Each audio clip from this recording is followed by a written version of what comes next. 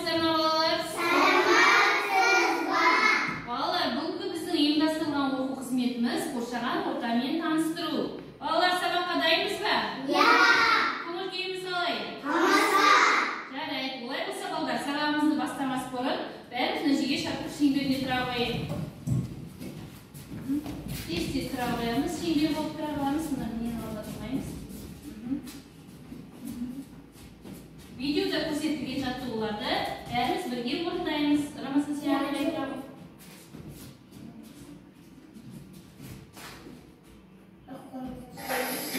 Міне қайталаймыз видеода.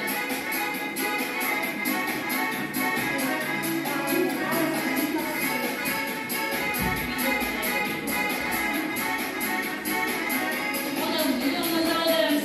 Бірге қайталаймыз.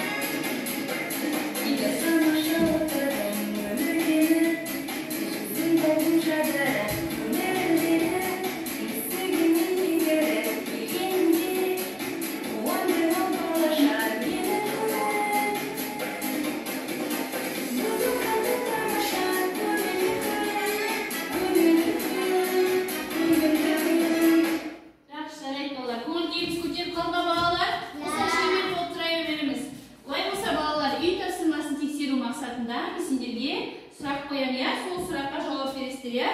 Сол сұрақ қою арқылы сіздерден жауабыңызды аламыз. Балалар, қазір қай мезгілі? Көктем. Көктем мезгілінде неше ай бар балдар?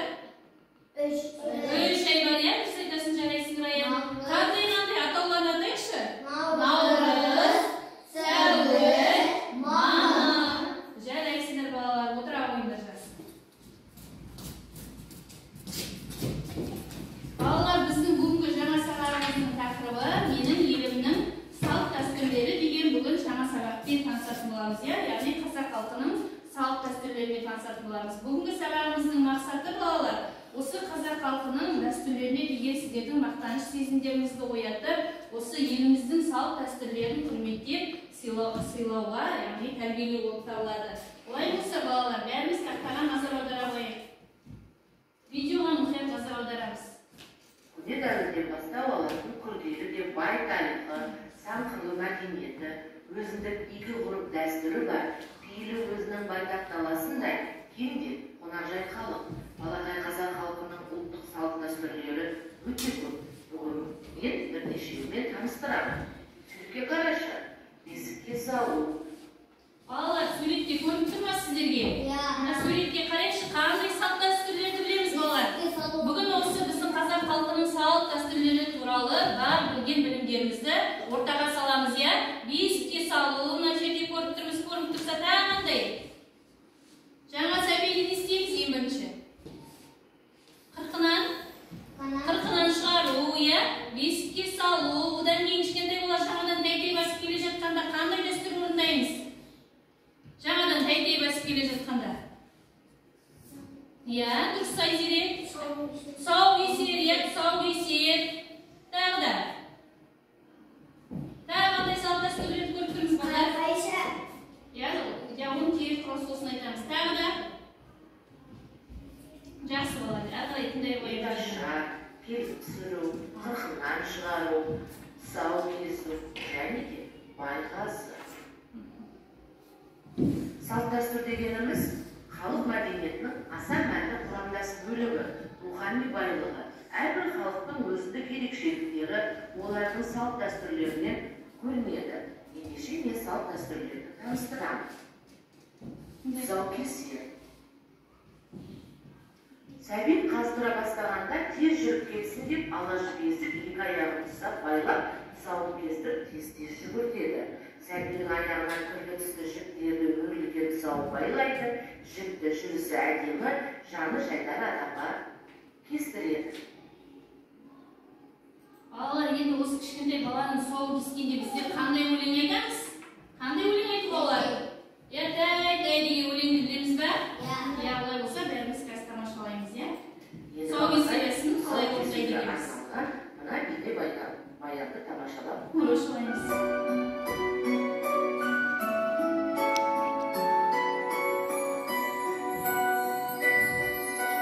Тұсауынды кесейін, алғашқы шешейін, құтты болсын талабың сенің. Білегің шын көңілмен, тілегің бол өмірде, тұсалмасын қадамың сенің.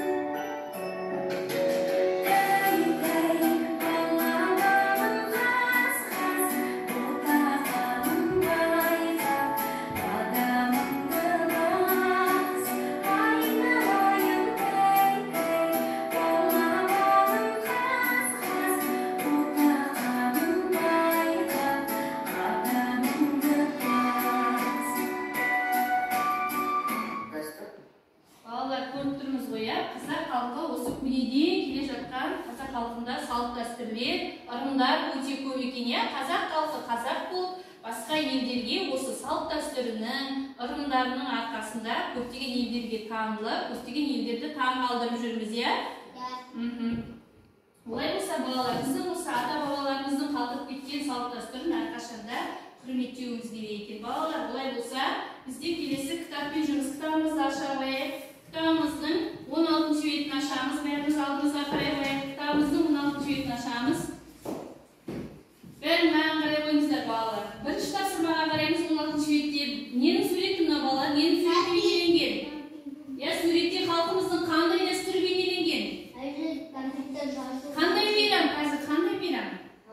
Наурыз мейрамы белгіленген, иә? Бізде наурыз мейрамын қай айда тойлаймыз? Наурыз айында тойлаймыз, иә? Ал қалай тойлаймыз? Қандай тағамдар пісіреміз? Ұлттық тағамдарымыз. Үйде аналарымыз, әжелеріміз қандай тағам пісіреді? Бауырсақ, құрт, дұрыс. Сосын қандай көже дайындаймыз? 7 түрлі тағамнан. Наурыз көже дайындаймыз, иә? Сосын тағы да қандай тағамдар бар? Көптеген, яғни сүттен, ұннан жасалатын тағамдарды дайындайды екенбіз, иә? Жарайсыздар, балалар. Олай болса, келесі екінші тапсырмаға назар аударамыз.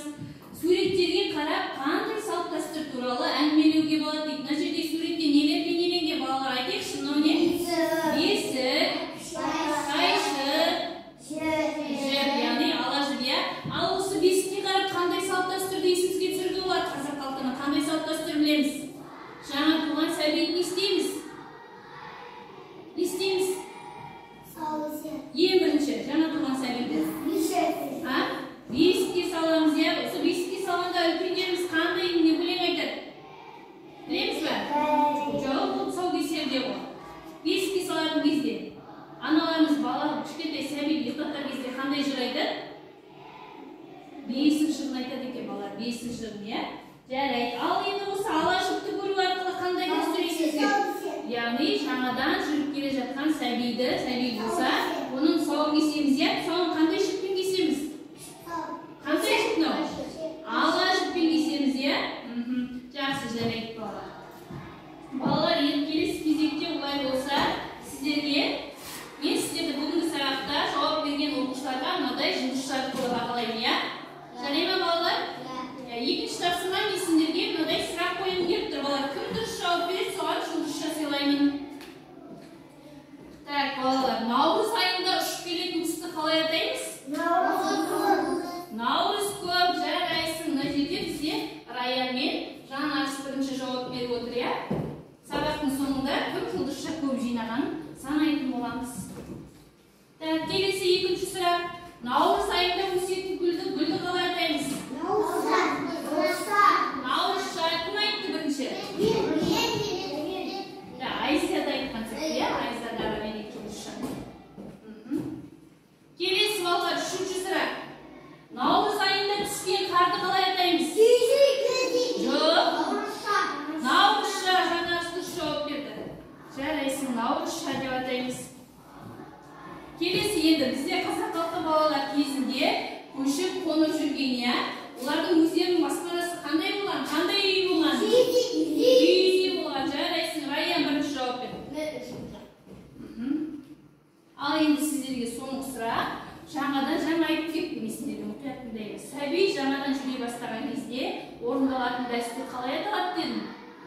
Сәби жаңадан тәйтей бар сіздің үйіңізде. Қандай дәстүр орындаймыз деді? Жаңа айттым ғой. Тәйтей емес. Тұсаукесер. Адия дұрыс жауап берді. Жарайсың, Адия. Балалар, олай болса, бәріміз орнымыздан тұрып, бір сенгі бала алайық. Сенгі жаттығуына назар аударамыз. Орнымыздан тұрамыз, ортаға шықпаймыз.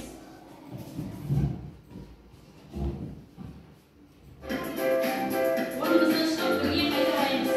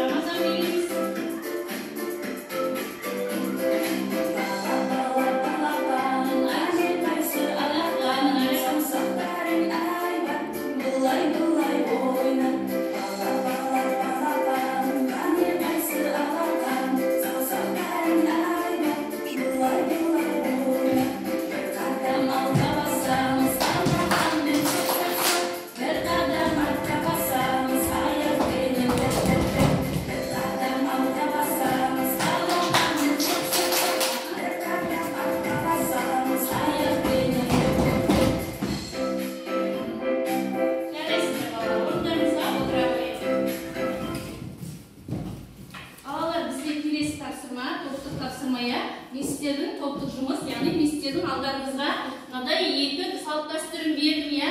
Сол салт дәстүрге қажетті суреттерді жабыстырамыз. Мына жерде мысалы қай топ бірінші болады, сол қай топ бірінші болса, жалауды көтереміз. Түсінікті ме балдар? Түсіндік пе? Екі топқа тапсырма берді. Мысалы алдарыңызда мысалы жанар суға қай салт дәстүр баланы не істеп жатыр? Суға түсіреді. Жаңа туған сәбиді суға түсіреміз. Қай салт дәстүр? Баланың қырқынан шығару, я? Оған бізге қандай құралдар керек? Екінші топ, сендерге менің суреті берілген. Я, кішкентай баланы не істеп жатыр? Кішкентай баланы не істеп жатыр, балдар? Тұсауын кесіп жатыр. Ал осы тұсаукесерге бізге қандай құралдар керек? Соны жабыстыра қояйық. Су болған топ, жалауды көтереміз. Балалар, тапсырманы түсінікті ме тапсырма? Керек нәрселерді жабыстырамыз. Мысалы, бізге баланың қырқынан шығару үшін бізге пенал керек пе? Керек емес. Енді қандай құралдар керек? Ең бірінші баланы суға түсіру үшін бізге не керек? Су керек, жаңа дұрыс айтасың. Содан кейін судың ішіне біз не саламыз? Баламыз бай қуатты болсын, ақшасы көп болсын деп суға біздер тыйым саламыз, я? Дұрыс, тыйымды таңдапсың. Тағы не керек бізге? Қайшы керек? Қайшымен істейміз біздер баланы қырқынан шығарғанда? Я, дұрыс жауап беріппісің ғой, Айселі жабыстыра ғой. Я, қайшымен істейміз деді, баланың несін аламыз? Жанарыз? Шашын және тырнағын аламыз, я? Ал қай топ болды? Сендер дұрыс жабыстырдыңыздар ма? Я, баланың сауын кесу үшін бізге не керек екен? Айселі, балдар айта қойдыршы, топтар кім айтады? Ала жіппен қайшы керек екен, я? Олай туды көтереміз бірінші болса. Жарайсыңдар балалар. Екі топта бірдегі орын бұрыс орындаған екен, я? Прям көрейік. Жарайсыңдар балалар. Жарайсыз балалар, біздер бүгін қандай салт дәстүрлермен таныстық? Кері қайталап жіберейікші. Балалар, қандай салт дәстүрлермен таныстық? Тұсау кесу, бесікке салу, я? Сосын тағы. Көп қой. Қырқынан шығару бар, я? Айтыс бар, мысалы. Атпен шабу бар. Көйлері бар екен, я?